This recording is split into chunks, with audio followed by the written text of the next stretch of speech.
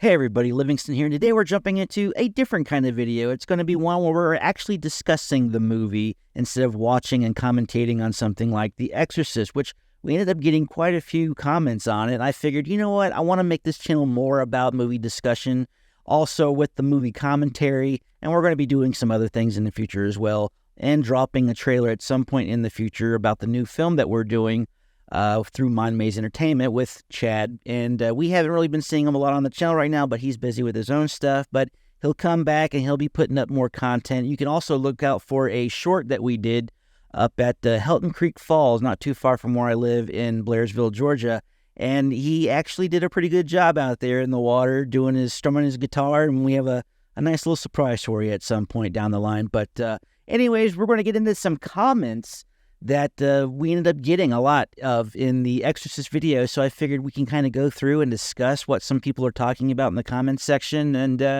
just have a good old time. Let's jump on in here and see what we're getting into here. We got Robert Brown, 5171. The Exorcist isn't really the scariest horror movie of all time, but it definitely is one of the best made. The script, the acting, and everyone behind the scenes seem to be on their top form, mainly because I think they weren't actually in the mindset of making a horror movie, but were planning on making a psychological character-driven drama, which had horrific elements in the plot. Yes, definitely skip the abysmal second movie, but do watch the third. It's a really great movie, which you will appreciate as long as you don't expect anything that at all similar to the first movie.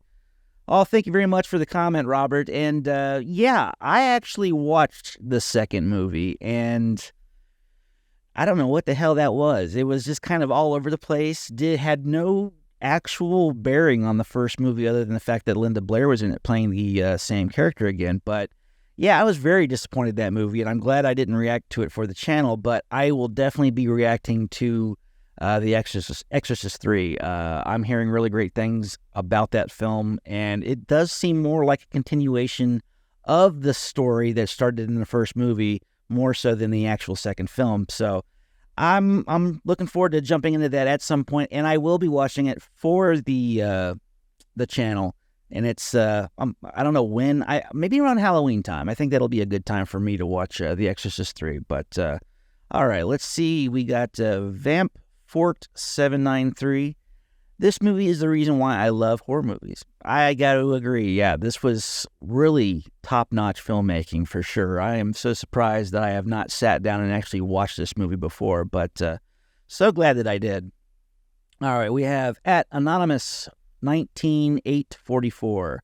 I was 20 in 1973 when I saw this in a darkened, sold-out showing at a great theater in Hollywood, being the first serious, high-quality horror movie about demonic possession and based on a true story.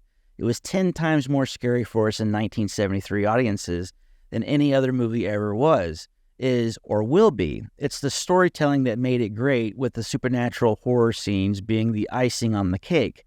Not the cake itself, as in all the terrible sequels. The characters being believable and truly reacting the way they would in real life made it feel real and more terrifying for us in 1973 than people weren't there, can't understand. I can understand what you're talking about, because I didn't see The Exorcist in theaters. Actually, what you saw the other day of me on screen was the first time I actually watched it, but I have been in some films that blew me away as a kid, really scared the hell out of me. I mean, when I saw Jurassic Park, I was 8 years old, came out in 93, and I was like, wow, that I was scared of dinosaurs. I loved dinosaurs, and I was enthralled by it, but I was so scared of those creatures on that screen.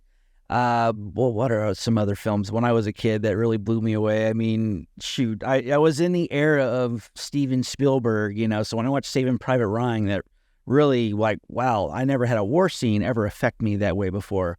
Or Independence Day when I was 11 and, the buildings blew up. I never seen New York blow up quite that way before, but now we've seen New York blow up so many times, it's, ridiculous. But hey, thanks a lot for the comment, Anonymous. We have Jay's Verison 1536. He writes, I think The Exorcist could be called the scariest movie in the sense that it was the most scary, disturbing film in its own time, 1973, than any previous or subsequent horror movie was in its own time. For example, Hereditary 2018 was a fine film in its own right, worthy to stand beside The Exorcist in the pantheon of great horror movies, but I don't think it was quite as impactful to 2018 audiences as The Exorcist was to the 1973 audiences. I say, having seen both The Exorcist and Hereditary in the theaters when they were new, and remembering how I felt in the hours and days after having seen them, just not what it was like in the experience in that moment. I can completely understand what you're talking about, because when I watched Hereditary for the first time, it was probably when it first came out, like 2018, and I was blown away by how eerie it was. I mean, I'm sitting there watching that one scene with the old lady who had just passed away at the very beginning of the movie. It was probably the very first not really jump scare, but eerie moment of the movie. And the daughter turns the light off, Toni Collette, and her mother's standing in the dark. She's dead. She just went to her funeral, and she's standing there like, holy shit, and it was just the way she stood there and looked, and it was just eerie as hell, not including all the scenes that followed, because it even got worse after that moment. But yeah, that was probably the last time I've seen a horror movie that was like, oh, that was eerie, because movies before that, when I was watching other horror films, like maybe the Conjuring series, the first Conjuring movie had some eerie moments and some jump scares that really got to me, but everything after that has just been fun to watch, but it really never impacted me here. You know what I mean? And I can totally see how The Exorcist could do that for you, because when I was watching it, some of the scenes impacted me, but I think over the years since I've been watching all these horror films, it's maybe desensitized me to some things. And since this is like the granddaddy of some of those demonic films that I fell in love with already, it's too bad that I didn't get to see The Exorcist first and then go on from there. But it is what it is. But thanks for the comment. Margaret Trusco, 5733, that was part of an evil statue that he was holding. Oh, yeah. Okay. Yeah, I made a comment about that early in the movie. RNW 2739, mate, I liked your reaction overall. My only issue was your reading facts about the film while it's playing behind you. That's probably just my issue, but it disconnects you from the film in my opinion. I can see how that is. Yeah, it's true. It can. I tried to read some of the facts as they come in, and I try not to do it over any like dialogue scenes. But I mean, I enjoy reading some of the facts, and I might have missed things here and there, and I actually do go back and watch these movies later on, so I actually do see it without having to commentate. But hey, for the channel, I like doing some of the commentary, and I also like doing the trivia. So I like learning about these movies as I'm watching them. I think it's pretty fun to do that. But hey, everyone's different, so it is what it is. But thanks for the comment. I appreciate it. Stretto Asino 9006 says, the film is for adults. The genre is for children/teens. Jump scares for the ADHD crowd. Yeah, it's true. Steve 8510, the way it lurches from 0 to 100 is unnerving. Yeah, that is really true. James Sheridan 4306. Although I was too young to see The Exorcist when it first came out, I finally saw it on re-release in the late 70s. I do recall a great deal of media coverage of audience reaction to it. That's probably why, of all the movie reaction videos here on YouTube, the reaction videos of The Exorcist are my favorite. Yeah, I mean, when you first see the movie, it's pretty like, wow, in your face, 50 years ago, how everything was just kind of new in this dynamic. I mean, things weren't so graphic in movies like they were in The Exorcist. I mean, everything was kind of psychological up until that point. I mean, you had the slasher movies like Psycho, but you saw the blood, a little bit of it, going down the drain, but they didn't really show the graphicness of what evil could truly be. And you see it in The Exorcist for sure. So I can totally see how it would just make people jump out of their seats. First time viewing. Jack Stuff 898 says, skip Exorcist 2. Ugh. 3 is good though. It seems to be the common consensus. Deo 1. The Exorcist, the extended version is better. Yeah, I kept hearing that. I should have watched it. I didn't realize there was multiple versions of The Exorcist, but now that people have told me that there have been, I'm going to have to check it out. That's probably the one I'll rewatch for later viewing. Paul Clyn K, New York City. Friedkin. Someone actually said something to me about that. It's Friedkin, not Friedkin. had already cast and signed a final contract with Stacy Keach as Father Karras. When Jason Miller insisted that the role should be his, Friedkin was rather put off by this, but indulged him by offering to give him a screen test if he flew out to California on his own dime. He told him he'd give him the canister of film so he'd have something to show his grandkids one day. Turns out the audition was so compelling, he hired Miller, even though this meant paying Keach 100% of the contract salary. Yeah, I gotta love those contracts. As soon as you sign the dotted line, you're guaranteed that money, regardless if you're in the films. Like Nicolas Cage, he ended up getting, I think, paid for playing Superman when he never did a day's work on that movie, other than like costume fittings and such. But yeah, it's crazy. Those contracts, they'll definitely kick you in the butt in the end. We got another comment from Paul. The cold breath is real, caused by the refrigeration, but it would not show up on film except when each person's breath was individually lit with very focused lamps. Yeah, I actually heard about that. It's crazy. They had to work in like 50 degree temperature, I guess. That's maybe that's cool if you enjoy the cold. But we have Jim Jack NG9YI. Only horror movie ever to have a psychological effect on an entire country.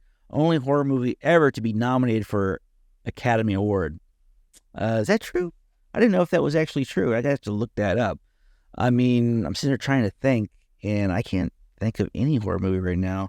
Horror movies nominated for Best Picture. How's this? Okay, we have the only 6 horror films ever nominated for Best Picture are The Exorcist, Jaws, The Silence of the Lambs, which I know people call that a horror film, but it is, I think, more of a psychological thriller suspense than it is horror, but there's a lot of horror elements in there.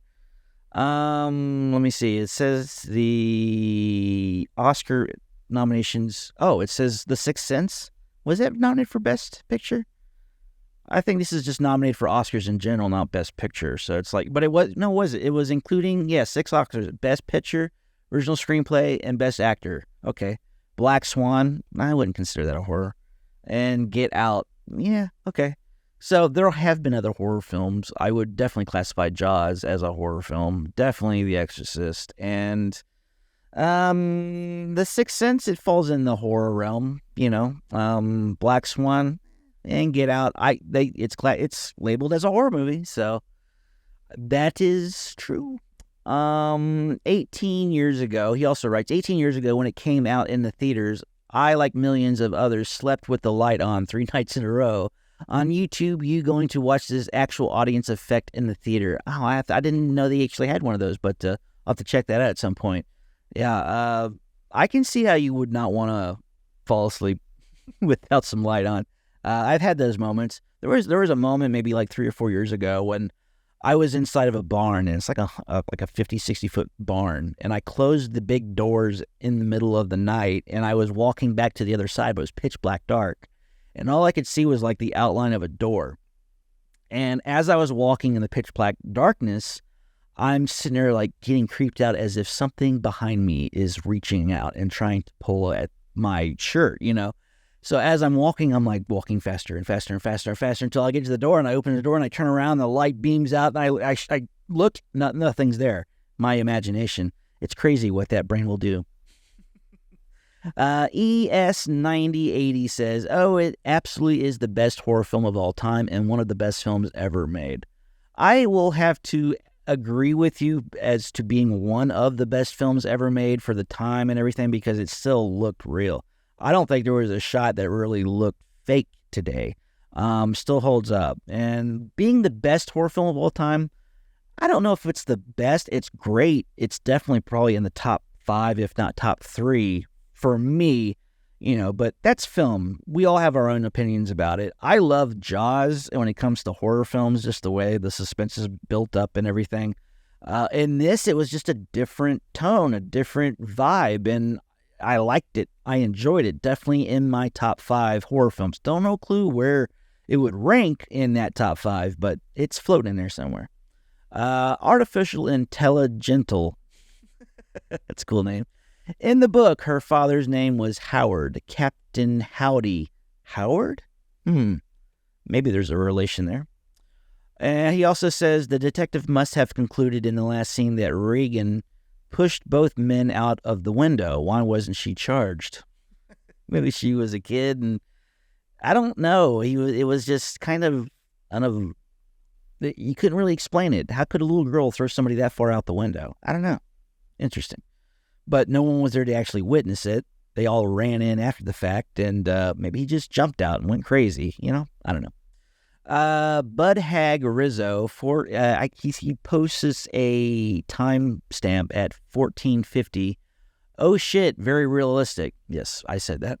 That's because the procedure was real. They actually performed the procedure on Linda Blair. That's really Linda's blood spurting out. Amazing what they can get away with making movies back then. Couldn't do it today. I had no clue about that. Thanks for letting me know. Yeah, no wonder it was so real, because it was real. Oh, man. Mark Robinson writes 5780. He wrote Bell End. I don't know what that means, but thanks for commenting. Don Stone 610 writes, why are you laughing? Usually when I laugh, if it's in like moments of horror films, it's probably because I am enjoying what I'm watching, not in any like morbid sense. It's more like from a filmmaking perspective, it looked so good and so real that I was just like wowed by it. It was like, whoa, I can't believe they pulled that off. And then by the earlier comment, they're telling me that it was real. So I guess it was more like, oh, they just filmed an actual procedure and they didn't do that practically. Well, they, did it practically, but they didn't do it like how they would do it today. I think it's like illegal now to do today unless they sign consent or something. But also to a child actor. I didn't even put that together. But it's crazy what they got away with back then. But that's one of the reasons why I was laughing. It's because I was just kind of amazed by what I was seeing on film, on the movie screen. And it's for no other reason than that. Just pure enjoyment of like, how did they do that kind of thing. Galand Darrow Frenvendel 4740. That's probably like multiple words in one that I can't really break up right now. Love your knowledge of and appreciation for fine filmmaking. So many of today's moviegoers seem to require answers spoon-fed to them to explain the action and have been conditioned to expect something exciting happening every 5 minutes. They don't seem to have the patience to allow a movie to take its time to arrive at its climax, like a recipe has to simmer on the stovetop for maximum flavor. Regarding the sequels, don't bother with Exorcist 2, The Heretic. It's just an excuse to milk more money from the concept, and the result is a confusing, boring dud. Instead, I recommend you check out Exorcist 3, which was written and directed by William Peter Blatty, based on his best-selling novel Legion. The only drawback to that movie is that the studio executive insisted that due to the title, an exorcism had to be included. It didn't, in my humble opinion, but what can you do? I don't know. I did not like the second movie. I thought it was kind of boring. I just couldn't get into it, really. I actually was on my phone and playing a game as the movie was going just because I was so bored by it. And then I hated the fact that when they showed her being possessed in the first movie, they got a different actress to play that role because I guess Linda Blair didn't want the makeup to be put on. And I'm like, well, what the hell? You're paid so much money. Get into the makeup again, into the role that made you popular. But hey, whatever happened like 40 plus years ago. But it's just kind of crazy that that these studios tried to suck money out of these projects when you have like this writer. I guess he wrote the movie after the fact, after Exorcist 2, and they made Exorcist 3, and I guess they kind of made things a little better in the eyes of audiences because it seems like that was a big hit amongst people. But yeah, and when it comes to what people expect and how it's exciting and what's happening every 5 minutes, and people just don't have the patience today. It's true. The patient level of people when it comes to movies today compared to movies then, they're a lot quicker today. Things move a lot faster. If you watch movies like The Exorcist, they do a lot of build-up. In The Omen, they do a lot of build-up. It's just the scenes kind of are fleshed out a little bit more. They let things ride, as you said. They like simmering stovetop food, for maximum flavor, or letting meat sit after you cook it so the juices and everything stay inside. You don't cut them out. I mean, it's actually the same thing. Yeah, you got to let things kind of slowly get to that point and maybe build up that fear in people and not just get to the jump scare, because it's that build up that really, that anticipation of something happening is what makes people jump even more so than an actual just jump scare out of nowhere. But hey, appreciate the comment and thanks for the compliment. I like to think that I'm a knowledgeable person when it comes to movies. I've been watching them all my life, but anywho, we got Patricia Lou K, or I think that's how you say it, 6650. Funniest movie I've ever seen. Is that a Beetlejuice reference? I've seen that movie 67 times, and it keeps getting funnier every time I see it. Thanks for the comment. I don't know if that's from Beetlejuice, but hey, if it is, awesome. Evan versus 1 Ew. Please do yourself a favor and do not watch Exorcist 2. It's laughable. Never mind. I see you've already watched it. A book was published a few weeks ago, The Exorcist Legacy 50 Years of Fear. Covers the writing of the book, the making of the film, and its sequels and prequels, the TV series. Good read for fans of the film. I might have to give that a check out. I like a good book when it talks about movie knowledge and stuff, so thanks for pointing that out. And we have Harold Seward. They wrote, wow, you really are an experienced horror movie watcher. Even the most disturbing scenes, which freaked most people out, you can welcome with an amusing laughter.